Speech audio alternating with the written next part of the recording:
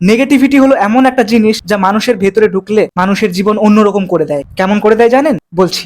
আজকে আমি যে বইটি পড়ছি সেই বইয়ের লেখক এই নেগেটিভিটি নিয়ে একটা কথা বলেছেন। তিনি বলেন, যখন নেগেটিভিটি মনকে গ্রাস করে তখন আমরা কেবল আমাদের চারপাশের সুন্দর জিনিসগুলো দেখার দৃষ্টি হারাই না, বরং আমাদের সমস্যাগুলো সমাধান করার ক্ষমতাও হারিয়ে ফেলি। অর্থাৎ লেখক এখানে এটাই বলেছেন যে নেগেটিভ চিন্তা মানুষের মন ও দৃষ্টিভঙ্গিকে এমন ভাবে প্রভাবিত করে যে সে বাস্তবতার পজিটিভ দিকগুলো দেখতে অক্ষম হয়ে পড়ে। আমরা চারপাশে থাকা সৌন্দর্য, সুযোগ, ভালোবাসা এবং আশার আলোকে অ্যাভয়েড করতে শুরু করি। ফলে জীবনকে শুধুমাত্র সমস্যা ও বাধার সমষ্টি বলে মনে হয়। নেগেটিভিটি শুধুমাত্র আমাদের অনুভূতিকেই প্রভাবিত করে না, বরং সিদ্ধান্ত নেওয়ার ক্ষমতাকেও দুর্বল করে দেয়। কোনো সমস্যার মুখোমুখি হলে শান্ত ও পজিটিভ মন নতুন সম্ভাবনা ও সমাধানের পথ খুঁজে পায়, কিন্তু নেগেটিভ মন বারবার ব্যর্থতার আশঙ্কা করে এবং সমস্যাকে আরো বড় করে দেখে। এর ফলে আমরা সঠিক পদক্ষেপ নিতে দ্বিধাগ্রস্ত হয়ে পড়ি এবং অনেক সময় সহজ সমাধানও চোখ এড়িয়ে যায়। তাই জীবনে নেগেটিভিটি নিয়ন্ত্রণ করা খুব গুরুত্বপূর্ণ।